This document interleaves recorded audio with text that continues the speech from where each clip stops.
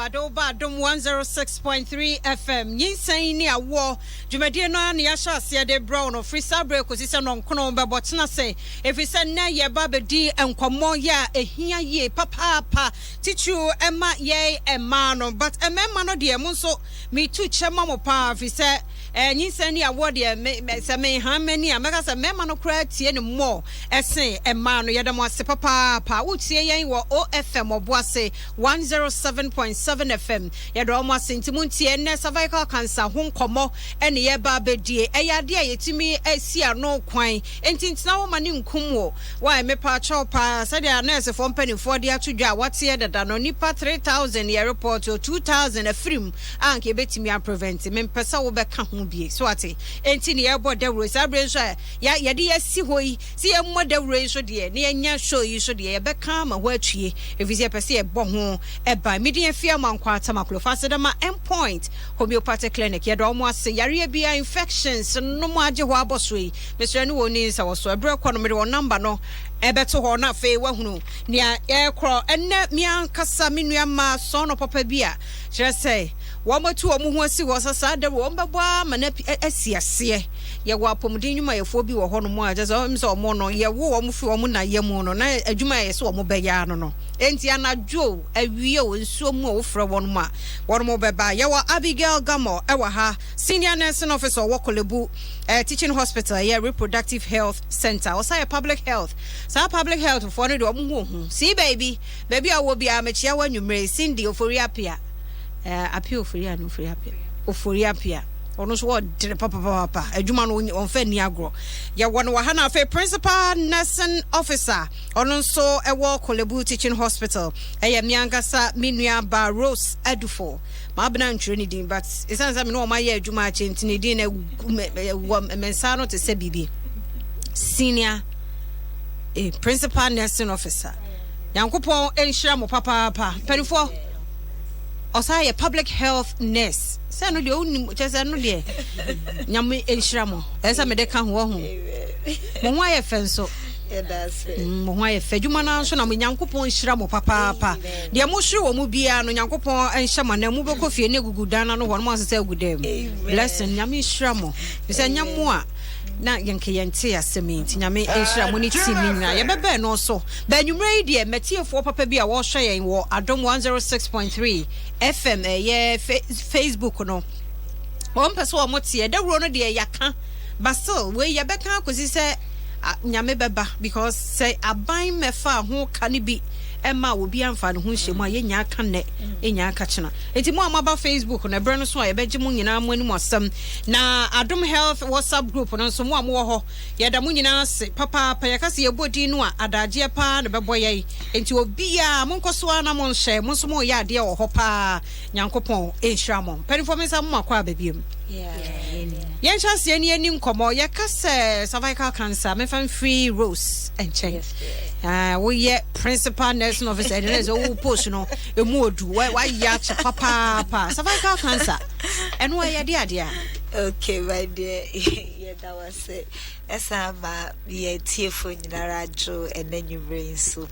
ye ka cervical cancer na cervical cancer na me pese me wedi ne ye dia he e cervical na cervical mente abini no okay mpache yeti America forces cervical na British is cervical and I say yeah ne Britain for na ye duma nti cervical ya kan ni na bia ye nti okay and was mean to that's it enti ne ye patra na se sabi ye fa nyankopon bo nipedua na se abrini abibia no nipedua no anase noma won period friend cells no eno ankasa benyi ewo eno ne bre ene ne peso base koba ne se ebi wo ho ana akonyi ententema eno ne friend se ebi asa bebi asa cells abnormal multiplication ko see eno na aye cancerous enti ne kan ne se awodie na no se kukram echi awode na no epie eno ne efre say wenya sa cervical cancer yi na eno no eye kwan ba ko peso na enam a oba betumi enye bi wunye fi oba ne obarima endapemu kwan bie ni ho a obi betumi enya kokram a echi awode na no just through sexual activity entine wo other risk factors a etumi ma obi nye bi no entine di cancer ma boss no so ye oba a woni obarima enya nkita hode pen no obetumi enya sa kokram ne bi na se ba ne se ne efre no multiple sexual partners ebi wo ho a wo kafo enim nkofo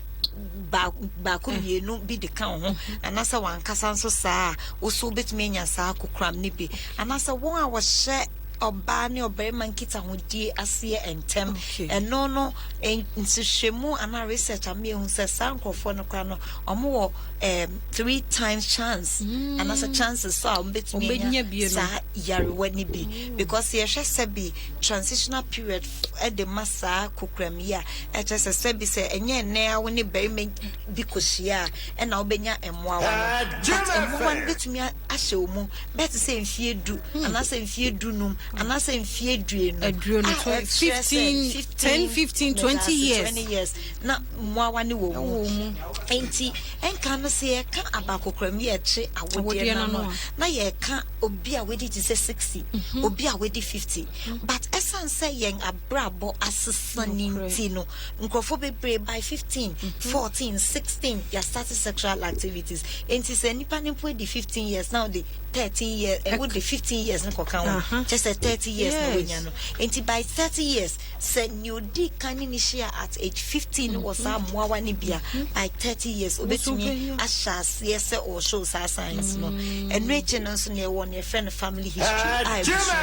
o ma me ana o sister bi enye bi pen a o so obetumi enye bi yes na wo ohia and no titi mponti na ye bosa de rui because empen bebre no anya se wonni sikenti awose wunya na mom enka wo ska ideally awose otumi call na we routine screening but that sense can be ni wonte so what ho na what ho kosi say science no be shase na normal agency and na say senkasika wo ho a ye won ye friend vaccination e de ma ye mawa ye memu ano ansa na empo wa hye oba ne oberman kitamudie ihyiemudie no ho but essence e bi ni woni nti no vaccination na ye ken bebia ne boy fo a mati so far na ye confirm no che enu ye 200 ofi ho anu aba me kan no comedy no no mpo no anu aba kolebu enu ye 250 and no so enya sa wo won baako afi ne ye hwema se be won prekwa na se etese but say ye ken 59 years for 14 we be won pray no awofo ahe eno betumi awo 200 into wo ba ku bia 200 na wo 3 nti se wo de ye use confirm not for 200 ko 600 me da say nti na sa wo man so yes mama wo mama na so kran so pesa wo bo ho ban enti wenyina no esanse sikeni woni nti no bonsa ne atena ho asabi na ababa beto ye enti no so risk factor na won a ebi omwo yare bi ama omo immune asojafo na wo nipadua mu no na raba fom senti e kan no immunosuppressed condition to say be HIV current research stress won a wo sa yarewa no omo 10 times chances say on between your cervical cancer because sebi already no I say opportunity inti mwa no bebia o ye comfortable no akoshe ho that's no akoshe ho no any poor nutrition any won asebi wonum cigarette won asebi wo use endrondro bi nso affect omo immune system no very good it bi wo kra no ni bi wo ha ye de popo ye hu e bi a person say mouse skin cancer no quite to me contribute and na won a obi wo ho wenya kukram a echi bema na no pen anase kukram a echi oba na se anase kukram a echi bema ni minimu no unyala eye at risk so betumi enya sa cervical cancer hey arofo no enye better sa na me yahwe se bebo 9 de no wasua de yie na ye nyina yahwe ne aboye ho ban se de o ka no poverty ohia nti kura na mane kono kura ye den fi se wo hwe de ono e kan se ba bia ne e4 kura ye bi confirm 200 no na chese eye serious Nyinsen Ne Awo dwumadi na wutie wadom 106.3 FM for 024486 7068 0244867068 na nkoma ye die friend ejimu adwenkyere no yenko enkwaje yenkrato free endpoint ho mra ye ba ye beto aso Jim FM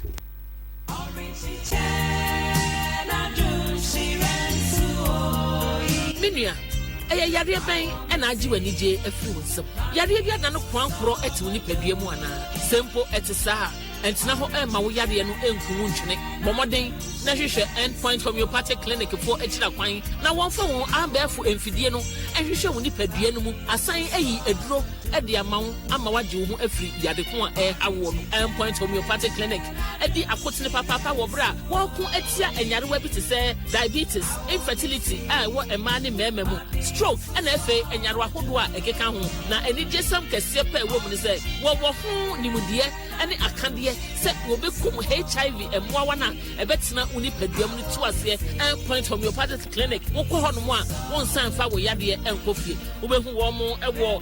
Peters Road Shell signboard and our doctor no ewo 0244 867 068 and 0274 234 321 endpoint homeopathic clinic, your lasting solution to all chronic diseases. Sedie adesua yemre enei ubetumi asua bibia wo so hunu wo school mu e wo TV so we ye nhihye fofra multimedia group limited SES Knet and woloafrique.com's e-learning project Wolo TV edeba eye joy learn dwumadie mu akyerɛkyerɛfo a bene ene bekyerɛ wade e wo subjects ahodo ni nyina mu enti yankronkre senior high schools community centers and libraries ahodo momma monsanka multi TV box says CA joy learning keep learning. Music is a way of life. Music is a feeling. Music is a language. Music is how I get to express my inner thoughts. The thoughts that I cannot voice out, I put them on a melody, I put them on a beat. So to me, music means expression of my feelings. The fans all over the world are music consumers. In the business aspect of music, the fans are the clients, because they are the people you work for. They are the people you make music for. The people that consume the product that's the music. The vision I see of what my social impact should be is to be able to inspire every young person out there that no matter how young you are, no matter how you look, no matter where you come from, no matter your background, you can still make something out of yourself. Hi guys, my name is Kitty. I'm here for the music, I'm here for the fans, and I'm here for the social impact. This is my power of three. Oh, Lord of mercy. Let's go. 3 Music Awards, here for the music. Yeah, we have our 12 finalists. Who is going to wear the crown to become Ghana's biggest kiddie chef? Catch the action, the skills, the delicious cuisines that will get your mouth dripping. Capture every moment. Get to know your contestants and build your favorites. Big Chef shows every Sunday at 3:30 p.m. only on Joy Prime. Big Chef is brought to you by Dole Yogurt, a guarantee of good health. Frytol, a cholesterol-free oil. Yield Money Plus, Fosusuto, and Indomie taste great. You like no other. Big Chef, good meals by kids. Joy Prime, real entertainment. Jim FM 106.3. Only God can stop us now. 106.3 FM. Abusumen kwantuo. Emu won sense pepere. Emu yare. Emu amane uno. Ti afia man kwata maklo. E Nyinsen Ne Awo pere. Enu se onkasa nwie no na wanya wo na no anduro. Abusumen kwantuo. Emu won sense pepere. Emu yare. Imu man ni hunu enya bete Nyinsen Ne Awo dwumade no na wo hwe na wotie yen wadom 106.3 wo Facebook adom 106.3 no na afia crucial say good evening ye also kechira akoso ageman say good evening sister fia wo hesa no boso page 1 for ye akọ no munyama Clara ya insia santewa Oside please let's check hours tomorrow here pa ochina kokko check wo de no baby awo bia kodako check ba mebusa baby nso a obetumi ko ya mota busa Asante Evelyn number 1 fan no so aba ha wo so obi amra Irene mamiefoa ado me nua Irene so age atomu Irene echina ko na ko check na ya ne hia me pa Florence nanadwoa wonso wa ha nanadwoa mehu nso ko na ko check wo de no ka kira ko so agema sa de aba health group who so join ye do beto so enti yeda mo ase papa Isaac Chumasin so ewo ehin kra Israel Tel Aviv was sister fia program we dear monko so na munya pa na mo empower ye na mo strengthen ye so yeda mo ase Mary Aboajen so hwe ye nto so na ye ni nkomo no edoso yeda obi ase mon share my empa se be ya nkomo we no obi abete na many Rose na kasa memra abi ho na me se Rose grade kan ekeka courses ni bi so e kire baba kubia ne hia yetete ye ne se family planning ni bi so timi ma cervical cancer no kura bi wo mana ya me das I don't know masri say it okay intimefa akwanya we so nyina de echia yetiefo monkoso ana muntie Nyinsen Ne Awo. Thank you. Na family planning na rules kind no family planning and cervical cancer any link okay no say eye empemu agrodi ya no wahwe ha se kaka na camera no mahu anim fefe ne kama so o say sexually transmitted when you ba ne be ma edi empemu kita hodi a obetumi enya moawa bi from human papilloma virus sa moawa no na yehu say e cause cervical cancer na enye family planning bi ana say IUD and ema cervical cancer and no si won wuye na me na how say Nyinsen Ne Awo de awo mu nsem obi e bi opese o wumienu nti obe family planning afi obe wie ya say o kwa kwenya cervical cancer nti no munsi so biem ema cervical cancer we ya family planning na ni check bia okay na we ni da wo hon se we ya family planning na faso bebre e wo so e de ma oba na ebusuamu ni nyina because sabi esi se na ya na ye family planning na ya ye family planning na ma cervical cancer na ya say yesika ni ya daje e bo hu da wo say ye prevent cervical cancer e mo no won a wo ye no se emra wo ye ni mpo na se wo ni kukram bimpo a affect awodie ni mu e bo awodie ni mu ho ban se na e be ya wo nya sa kukram ni bi enti a lot of non-contraceptive benefits. Intimesre obebia busuen bia opeso use IUD say near the share and say no pandiendo e won faso bebre wo so bomodiana koye because e madu do age won kwa esan say enka enye sanka se ya hwere won through maternal mortalities no e draw so bebre so far your research I wanna say be wenya kokrambi a cha wode na me nyanya oba ba ko bimpo ka say we use IUD if I be mpo mu ni madokro ye ken yansa no mo okay enti yan hwe we no e bia ye kan say bi mu afa ne tra normal how dangerous and I say hu a eye e wo sa cervical cancer mo say ni hu a eye on say ye kan bi mo because said you can say be show 10 15 20 years enti say asham ho na me na e bia ye kra ye ti he say me nkwa check e bi wo me ho kra me nya we say na ni hu no etie e common wo Ghana ha e kumoma e wa ha very common ofa senya yeshase no sister Rose ekan no emadodo na enye bi na omunya no so cervical cancer na yare bi a unya ahyase no enyi ne ho edi enchrew nti na wonam ho kama nso won check ye sansa won check ye nti no unhu se bibi e koso wa wode na no nti ento time ebre a obeba doctor say bi a oni wokunu enya empemu kita hodi ana se mudi empemu kita hodi na obo se obewie na moja efi oba na se ana se webu ne se wi ana se waye ne menses ewie the time enso ye nso na wa sha se e sign aye ne menses na obo se oba bi wo ho a we do menopause we jai bra years so many years nso owa da kopa no ehu se moja efinase eba aha anase wo wa ya se eye wo ya unusual enye se wubu wonsa anase wo ho so abo se nsuo efiwase asa nsuo na ye se nsuo keke wo bo se enka ewom aha we no mo na ye some of the advanced signs and symptoms of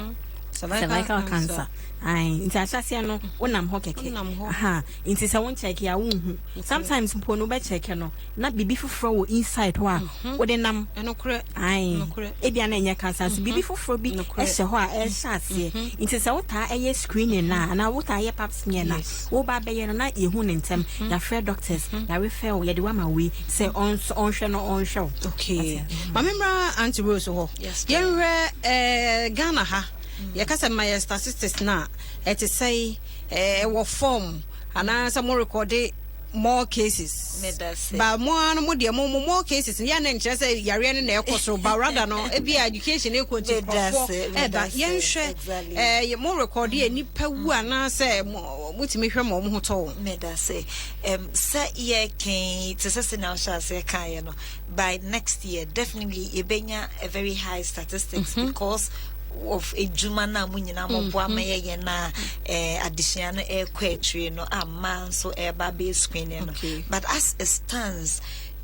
more than 3,000 women and a report afi biara with cervical cancer and yes afi na oba benyo wenya no wapa na eno no almost 2,000 actually woman kwa enti me fan sa usa chichi mo kra pe the number of days na we have 3,000 divided by 365 ubenya almost 8 and na eno no sa 2,000 divided by 365 that is a whole can cost us 6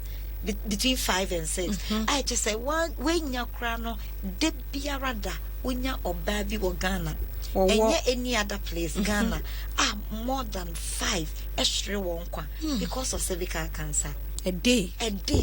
na ye ka the only cancer bet me see no kwan senior be ya wonya bi senior be ya wonya bi kra na se woni ntema e bet me treat ye be so ano na anke kan kwa etri anse wo but say ye can the sana situation it enye acceptable and what say baby a be hwene nkwa ato cervical cancer bi mo e kan about eradication just o mu tu ase ti se ne etumi etu polio ase a che se bebre wo hwa e betumi aye statistics ne de nya de a ede oba ye fie ha kolebu yimpo a ye nya nim se ho ye referral center you fa cancers and as a kukram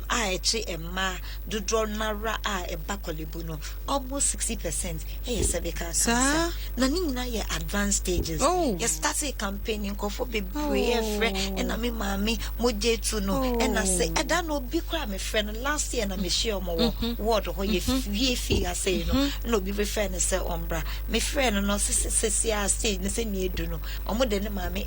kra in fact as say you prepare no towards exactly because level na edu no moa eni ho bibi eni ho a betumi ayama no and what say banesa enti bibi nya yamrantem na yentumi nso ano because the statistics ne de enye anodin jumadi ye kasa ye nuaba Jerry Justice say ono Italy baby no akobutu kura bone sese no say berima ansu na nije program yi ho papa na wo hwese de be mamu a wato wa anwe na so pa no a wotie na no wanwanti berman nsu yeda se papa anti wo hwe de say ya media to we na mo hye sebe ya wonu am nkaye enso be hu nti Jerry wonso enjoy na wo beba no body na aye no me kama no abebo adwuma no yie nti nkwatira ho nkoda nidi wo bana wo wait no bro do na no a wo beka ho koye timwani na ho aha benwume de cervical cancer ehun nkomo no nti won so share wo ko Facebook se si adom yeda ho ya ye di enkomo no fa comment ni bia wo pese wo tie no fa bra ya na mo bisa me questions ni bia bro me so ene de wo mo ankasa wa ha nti no wo de toma me sa na me so me de ama wo mo me say signs and symptoms no obi anti nti wasa de aba bi bros my signs and symptoms no ye hunu sabe ya because minim say ma de mo say infection and as a discharge yenya when so more can you say discharge nti say ne ye to ya bi baba me hunu de ebe mo hu say discharge we dey enye normal nti wasa me ba hospital signs and symptoms ne be dey. Okay. Send me kind me say cervical cancer ahyase no. Eyi ne ho di entry. Just say wo ho hwe. Nso na bibi ekoso. Ewo awode na no. Esan say ewo ya asinti no. Ye ni eni ho a ye be hu say bibi ekoso ho. Na edu advanced stage na say edu echire a. Eno no sa no bo say woni bema enya empemu kita ho de mwewie no na oba no eblidi anase moja ifina se eba anase woni no edi mpemu kita ho de na bo say na ote yawo e wona se aha anaso say owa na ya se ewe no endu time I say so bonensa anase ovulation bi mpo ai we bonensa ewie the time enso ye so na ya se ewe no anaso say we bonensa ewie no the time enso ye owa na wa sha se esan bleed na afi so na obi a wenya menopause we bu ninsa we ja ninsa bu dadaada nso ho abo se na moja ifinase eba eno so could be a sign aha and afi so bo se oba no enya offensive vaginal discharge and I say nsuo gu no as ha nsuo na egu no no se bi bo se nka kakra ewu sense wo mu aha. Enti no me ya sure by this time mohu na me am Dr. Rachel Akosa ono eba me lens ne ye dia wo number 1 o say na ye ne de pass we tune in because program na ye ne very educative dog and me ye da say papa so utie so ahunti no yesra mo Nyinsen Ne Awo de ya mamu mfa ni agro mepa mo achew anya no nkwankwa hia no say eno say ye bubu tracker ne say twon. Oh, Mr. Mopa, Mama, hell, be a yapum, be a mamma me and Fanny Agro. Yen so ye, na ya cry, ye come once some crying to one among. You say, boy, as a year can as a year can go akeke. Mr. War question be a true son, not Odiaba. But Auntie Rose, say buono, a buona yana a yen problem no. But Marty say, as a about could be a 10 Ghana was a 30 Ghana. It is 30 Ghana and 200 and 150 no difference being woman because a bit more price natural man not a young woman. Okay. You prices some kind of price and no one of the major reasons ain't in Nkrofobi first na knowledge gap one take enti osiden kwaye but na etwaso mienu no sika just enye free na enye free na enye free but just free ka krivia be she be by the time baby na free na ibam o de man ka free na bibi e free bia just say yentua hwe nti wo ka say free kakra bia nti say na bia bo na ye bete so ne wo ka say 20 cedis and 30 cedis okay good enti ye wo akodo miensa a ye fa me fan say be kra na edikan ye ne a ye frɛ no VI na say ne ka say visual inspection with acetic acid I trust what the ye fear as vinegar about 5% of it na what the ye de ahro awodi na no na enumanimu na ho na ibema say 2 to 4 minutes ni ahwe say ensesaye bi beba awodi na no a say saye bia amba awodi na na chese wo so enti no emfie mu yenu ntem obetumi akọ na san akọ ye test no ano so no eno na ye gina ye instant eno ne bo onye de then dey ahwe awode na no was a problem ne ho nti wo ye no wi out me wo vaccine no no they won't me wo vaccine yes wo nya wo kire ye musi ho ne da say e na afen so se ye hwe na se ye bi e wo ho no ma yetime ye ne hwe no cryotherapy na che se sign e wo ho no no ye be freeze se ne be ya se baby aye freeze no eto a sa cells na eye abnormal no ni nyina be fi ho enti ekro no esa afi wo ho beto ne aye hwehwemu no feda hwe se bibia ye fine no ye dey ade na working no ye oda hon ma ye be wage na now I saw back in 6 weeks for review. Okay. Good. Nemo numu nyine chine ye no bedi nko na friend counseling because sabi say we no work for e wo ho na 6 weeks ye pese ka cho say untumi nkwa ahemfie a I was say mote ase ni ntia because say I to say pa cho mi kwano my sister be frame okay o say omo koye wo konfa no chi okay no mo koye no yes say woni ni kuna denti enye yi enti me kra me ka say den me frame abusa me because don't know any kunada as my album enye no. Let's throw a difference and because a bit more experience also and you be an was sad and it is a ban was so quack na ve obedu ya say any kunada enye ya. One also baby no so be problem. Dear hina unu kunuda ya enye no. Okay. It's way any test no. So person ko test na in fact mbetumi akwa akohie 2 hours no akwa ye test no. After all ye hwemo e microscope na be who say what here hey and dia mu hu ni sabi ye ni ne ne dia enya wasa no dia enya mu hu say ya ne din ma twere go enye issue timpacho enye contraindication so wontumi nye screening no but ne me try na say ya ye via ne hu say ensisa ye bi wo awodie na no esan say ye be freeze awodie na no nti no ano no bet say bi say na obi freezer sa we net ye no sana awodie na no be nti no last for 6 weeks about 6 weeks na is a 1 month 2 weeks bi okay na ni nyina san edri ababonte na ehon ma ye say ekro kakra na eno ahile it is sa brain na ye kan but apart from that no screening ankasa de enye contraindicated say won't me no kafo in nti say obi kono o se wakwakoye VIA na VIA na ye musa ne so ne kuna denti enye contraindicated okay but yen kwa another me no eye paps me no eye ne ye take ye paper awodie na no na ye de gu glass so ne de akolab ne aye hwemu na se aso ensesa ye bi wo kwa de bi betumi ama kokram aye chi awodie na no ana enti eno no enye instant eno take it to say e bi wo kwa 3 to 5 days eno gina baby obeko say workload no and draw so there I be betumi akoto say 10 working days but by which time on sa ebe kan o result ebe for no abaje o results no na eno mo no na eya ne boy den kakwa no yemfa discount bia enka no a range between 100 Ghana cedis to 130 Ghana cedis as at last week I bisa no after 130 but bimon so ma about 30% discount I was so say okay na enwechi no say yetes na say ensesa ye bi e wa wode na no ye won ye friend say colposcopy na say ye be hwe ne e wo microscope so eno no ye wi ana ye yi hunam ne kakra ne de akolab ne arese ensesa na e wo awode na no empempen so ben e na akwakodu na enwechi no ne ehu emoa e betumi e de aboa okay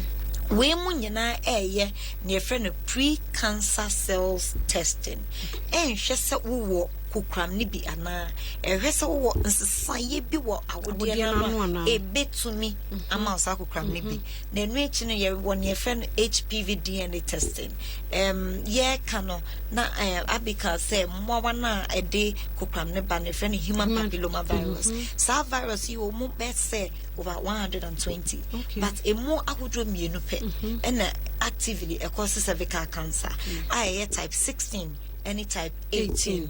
and to say HPV DNA at say ne bia sabi obi ni ese be say abane ye ba sada DNA san eye wo human papilloma virus ni mo ni ahese aso emo awani bi ewo wumu a say bi wo kwa that type and ewo ho enti eno no ye a bit expensive and can na eno ye 300 Ghana but esan campaign na ye if ye chine kono eno be ko 200 Ghana cedis ewo Kolebu teaching hospital nanka ye 300 nanka 300 but from ochine kono ye 200 ye test no HPV DNA testing and no be 200 but normal screening for pre-cancer cells now my friend yeah then a liquid based cytology I just say paper with the na near the good sumo na ya de akọ ebi ko amano ne ade ye hwehwemu ahwe no na nka de 150 but no so fie chine ko no ebe ko 80 cedis instead of 150 no ye bebo modern say be na to say bia for 2 months say ne be ya be bia wo bia menka so na emrenisha intimate but they wo kan nyina ye Kolebu pe o eno de where you Kolibu. But apart from that, we call Rage VIA. And no say 30. And no pono 53rd, a copy 28th February. Omodia no more yen for free. Oh, VIA no. Senior can not encourage 30 between 30 cities and 50 cities. And so we call Ashanti regional Confanoche a year paps me and no year 75. It's Webo Modiano alcohol. We call Bato or Muye bi Honomo. We call Tamale, ye bi Honomo. We call Western region, second D, and also Omuye Biwo, or by a central region, yin so government hospitals never on Minano, Omuye Bi, and Yem Pesa, Mekasa 2 years ago, a starting Obifi second D, Eba Kolibu, Obifi, the voter north, Eba Kolibu, a quina one, Pacho, baby a ben would be a B a hono, senior bay out between a quack test and Naya show. But me person clarify with me at TSA, and today. Free see as in Jina Hoje no. Some choirs are testing be a dear and I may bomb me home by a free. Okay. And no near Dicano, a year in Shimona has said. And society be near what dear none between a mouse, I could cram nebiana. And see a ma will say a negative, and more say Sabri, we are tested dear. And say be near our dear now. Okay. Just say, oh, bit to me a yaku cram nibi. Name and whom be ya say, and fear me noon temono, oversight a test nibium. Ah, the same test, Messiah, I done the same test. And I say, obey other ones now, me boss. Okay, no, man of us, send ye one had the beer, make me ya bet 2 weeks, I met me any of you. Anna. Amazingly, no. A bit to me abane say emra we yes a test in the crown not when ya virus but essence say enyan di okay no sans any be ben awodie na no but so what yes screening na say be sense say bi mpo eba you go ntem enko pie wo kukra na kasa ma memra bi ho enti ene wo be pese sa VRA oh VIA eno ene ba ko no pap smear di ana say difference be there na wo be recommend for senka yes oh ka obetimi ayi ni nyina but pap smear no I say it is more advanced because pap smear no eno ye the brush no ye dey fa wo de na no your baby a ekọ cervix and as I would a kum kakra inti FPK near friend or endocervical cells immune kakra and I want near a picket ecto cervical cells near what a bond cervix no inti no you're more advanced I say we know VIA no oh okay and VIA no so the we are vaccine Debbie but we 2 to 3 years we are now and why test no ba we pap smear ne de no de wo wie na bibia ni ma ho be sate afa vaccine senior rules echeche mu no anka ideally obeye HPV DNA no we na yehu say oh uni mu awani bi senior kind over 120 of the viruses into uni emu bia just so to me ewo eno e de bon ho by from 16 and 18 na ebe to me ama okokram no okay arofo mutie ensem no na obi be Frederick Asante say too much abortion so e cause cervical cancer mpacha no kure abi mpacha there bi hey bra Fred esro me pollute obi adwene because nsem we akeka wo hane de annual ding na hwan kura biemu ni Adobia Constance or hwe free hefa Borges Town or your student nurse where you do Confanochi Teaching Hospital sister Fia I did the test but was not able to take the vaccination. I think the government should do something about the fee or no I test a whole student nurse duma wo ye hu ebo na ekuyen ebo no nti why nti so obi test because me kai so obi send me message on Facebook say why test no ba wan vaccine no no sa no e say no say na kind every 2 to 3 years be necessary or so why test no na o de hwese say bi ba okay nti enye hwe say obi aye test ba wan vaccine no say na kind sometimes simple oh yeah pap smear na we hu baby for okay okay correct. Na ya picking it. Okay. Enti ne eka ho kakra na se esan se woni oberi menya nkita hode pen ebia na we at risk or anase exposed to the virus dada enti wo vaccine na yes ebema protection but enye 100% protection unlike ye maya na ye memu ana ono no oni be me bi nhia pen no enti ono no wo mo wa omunya 100% Bimbo and I am na ye de obe me shia pen no obenya 70% but either way no e good enti patch say yen started age be ni yen started vaccine test no from 9 years akra 9 years akra 9 years enti fiti 9 years ekopem 14 years no woman no omo impre no so no ma for test on there oba direct to vaccine no okay 9 to 14 years besra wo for mutie enkra na emayiwa no 9 to 14 years no kwa o vaccine straight ono no obi anhia da ba wonim ho na ono obi be hia na ye sure say enu nti ne ye bo mo ho ba no sebi 9 to 14 years benya 14 years bia onne bema nti eno no san onne bema ehia pen a enye se ekoye vaccine o maye test na okay oh nti eno so hu hia ye ne san kra o mo ye nkra bo na sa time ye be chi wo mo we're breaking the virginity. Oh, mema mama nkura yi nyini. Mo ha wo mo na ayi more than cancer support so the abase copper IUD na cause cervical cancer. Ya no man am say no o mai. Bia na okay, nti mod ye paucho. Family planning bia eni ho. Rishishemo bebre akoso there is no scientific proof, any record, any document, research bia entreda say IUD and I say any other family planning cause cervical cancer. And nunti men fa wadwen enko akeka any videos bi na wa share na ho. Pempi no ye eda no se mutie woman na onu nye bia ye dine di nkomo no. Okan science na onu kom no. But sa video yi anka sign bia anka say ye share na wode na no anka say ye test bi ma no enti evidence ben ene tre say onua kro no enya cervical cancer IUD emma cervical cancer ena family planning bia se pills so se injectables so emma cervical cancer enti membo ho kra emmo no wonya benefits bebre efi sa family planning na we use no apart from say airborne ho ban efi nyinse okay ye beto so na ye mie phone lines na bia na bi mo wa questions ahodo bi ya wo mo pese wo mo de ba 0302216561 0302216562 now so forward dear brother fe yen yi ano emfa ma na mi hu se obi atro Evelyn Asante say opeso use this platform no country man wo mo family planning 3-4-5 year no mo tu kwan ekọ fufuro mu o mo nyim free ho o say lady busy say in life is in danger. Yenye first caller wa homa no so mame emfa no na fe yento aso odo mo ajodo ba Nyinsen Ne Awo so Bacho, good evening. Ejo so ma me na free here nwumre But we be my camp na maybe say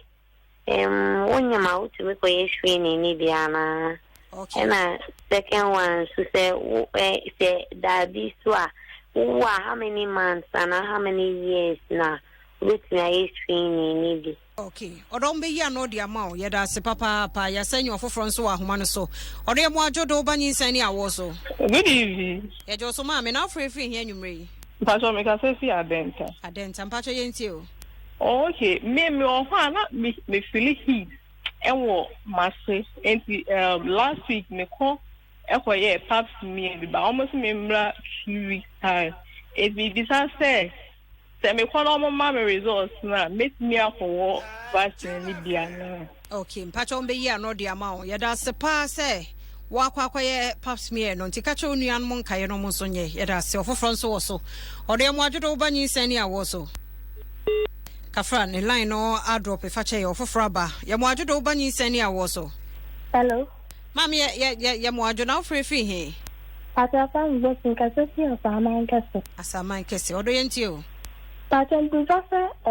so would 18 years, I would to me a test Nibiana. If I show you, one year no dear ma why. That's your front so so. Yo, yenya will be a the front also. Yeah, I be named Rose. Yenya be yenny woman some no annonsani as afa another set of course. Me that say it's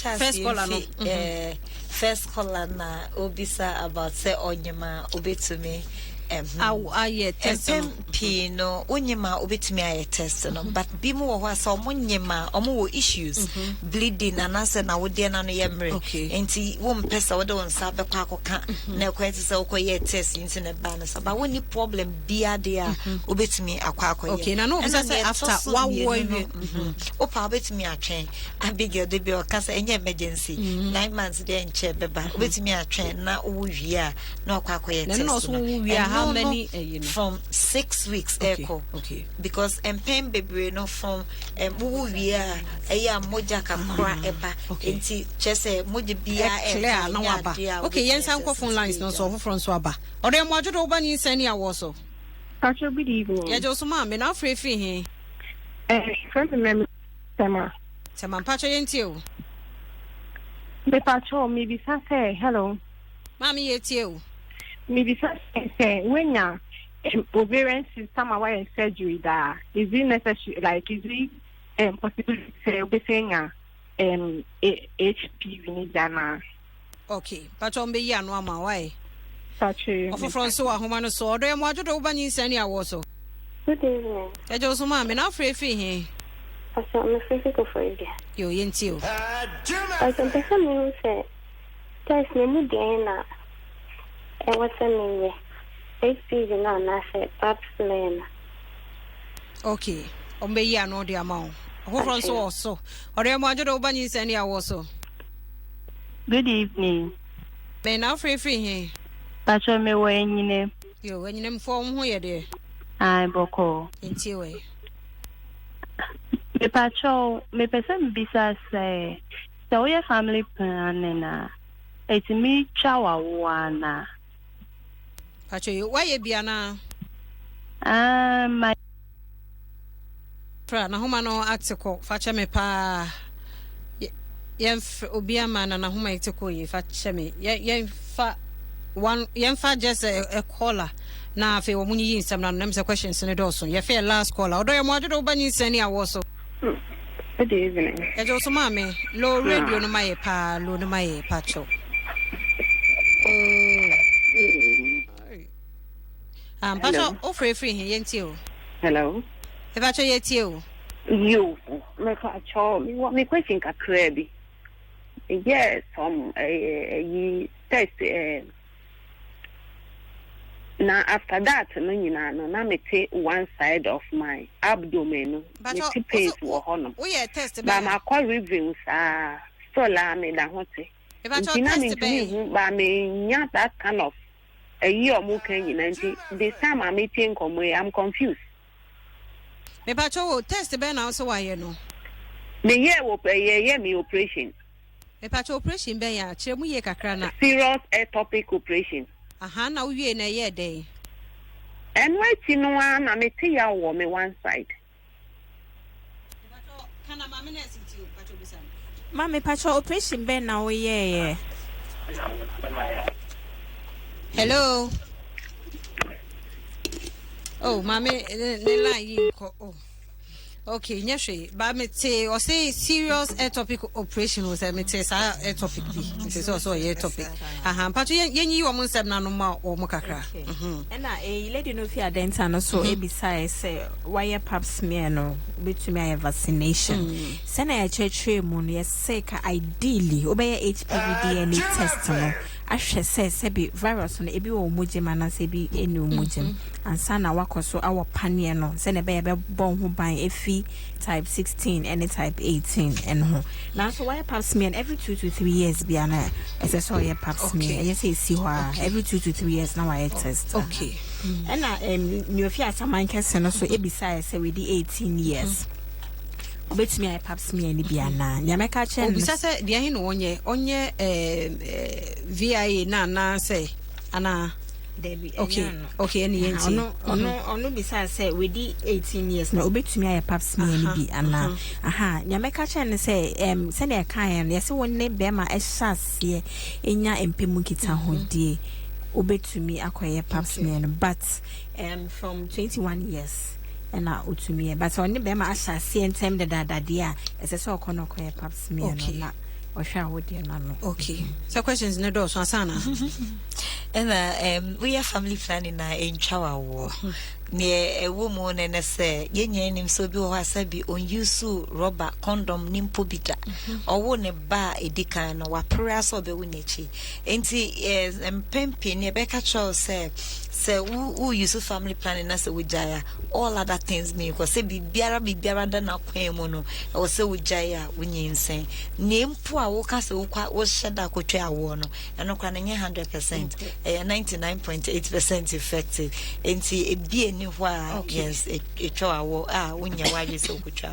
yada se papa pankomoi wokokolebu a sare wacheche mu free ochina kwon their price no one month so 80 de na 250 de no aba 200 into Mr. Momonko and afre 0244867068 0244867068 point homeopathic clinic say we free screening e dey amaye no nti we dey wenye opportunity na so do ho agimu no infections ahodo no enso ha dwen papa aka nsem bisa mi no your time no so e na aso na Richie K Yeboa or real chemist emzo kwabenya na Rich mehu medase papa pacho no be say ovarian to betumi nya HPV ni bia se na kan empemu agrodie na etumi ede moawa na ema be manana so ba no nti so be ovarian sister na sexually active obetumi nya okay Rose Kennedy na confess that ma medase asedane de hu hia ma we de medase so amaye akwenya yi multimedia mituche mamo essence yeah, the papa beginning with you. If you started 3 years ago, and you want can do pempen so ye, and I brass that quite a boate. But to me, hardness and upper and I do a year. Now some panic recording, mammy, who be one more pen and obey and say, yet that would be Biara one boy and all the media partners and your Kolebu PR units on my yard day reproductive health center. We love you. And so good. And yeah, my main Samira Foundation and the team. Yeah, that one Sibebre and then one dear boy. And I and Chabako and Koma, the director of JMDSL. Wasa a cropon, obviously, obutie, papa, wisdom, salasi, yada wasi bebre, some boy. Unkosara, na afisa say ye be shibio near camp by the success story, says cervical cancer screening, NHI, say vaccination, yada immunization projects, and as immunization shadow, no, yada wasi bebre. Yes, yada, papa, Charlotte, Salom, black dog. Well, bisa say screen no ye bi o Eastern Region and Mr. Hospital ho Kofodua aha onko Eastern Region Hospital na mo questions ni ntimi anye ni nyina mo fanche to the offer number no na wo do mo akasa 0244867068 0244867068 bidi afia mankwa tamaklo mabnaduwa mankwa yeda se Dr. Shine Akwa yeda se Nelly na de nto Facebook wa went me anka wo de fa che me wate me da se samu nyina mo share WhatsApp group no bi ma yeso mo peso mo baso ya me share me sorry Catholic GD etwaso